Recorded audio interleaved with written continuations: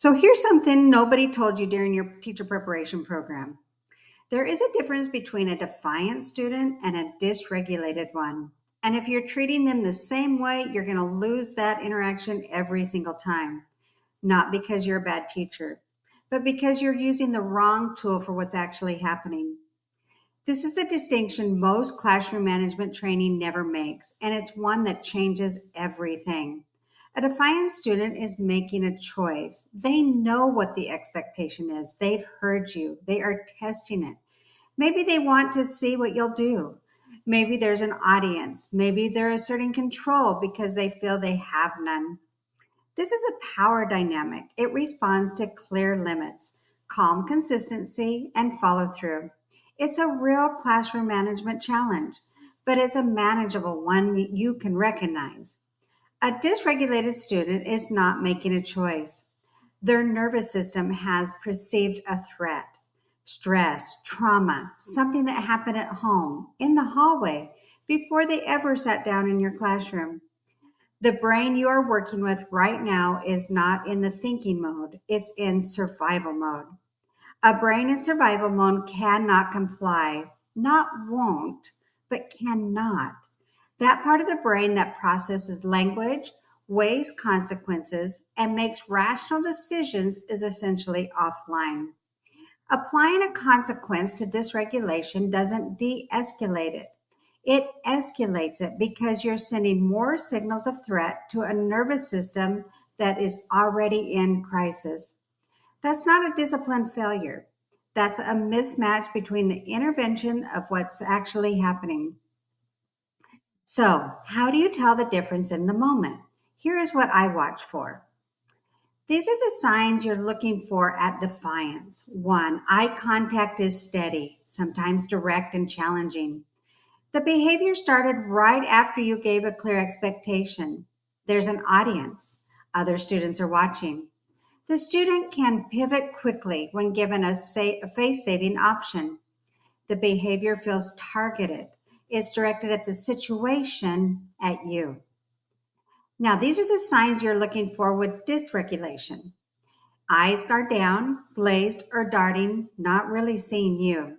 The reaction seems out of proportion to what triggered it. It escalated faster than the situation warranted.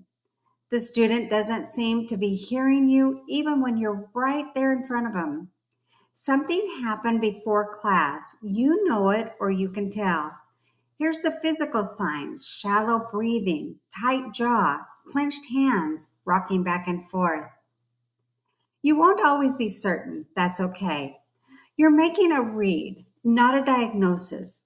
What matters is that you're asking the question all at all, because most teachers never do.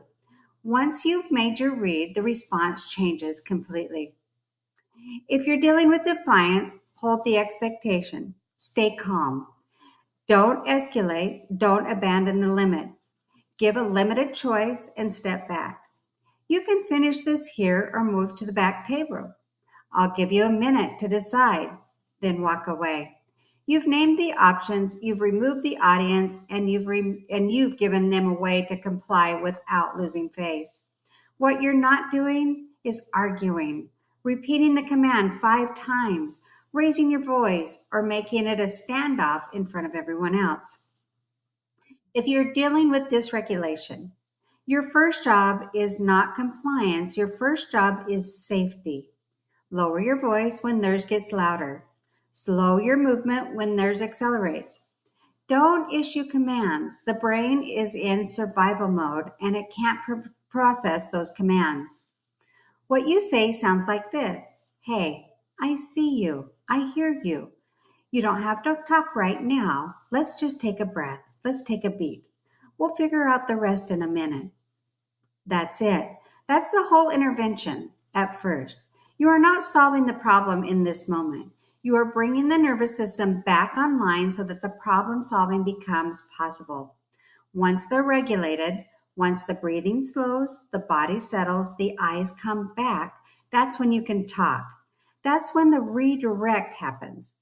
That's when a conversation about behavior can actually land. Your calm is not the absence of intervention. It is the intervention. Most classroom management PD hands you a list of strategies. What it doesn't do is teach you to read what's happening before you respond, and that's where every strategy either works or falls apart. Defiant or dysregulated. Two different situations, two completely different responses. When you can make that read in real time, you stop losing moments that you never really had about the strategy in the first place. That distinction and the full framework built around it is what the Strategic Classroom Workshop series is all built on. And I hope to see you soon in my workshop.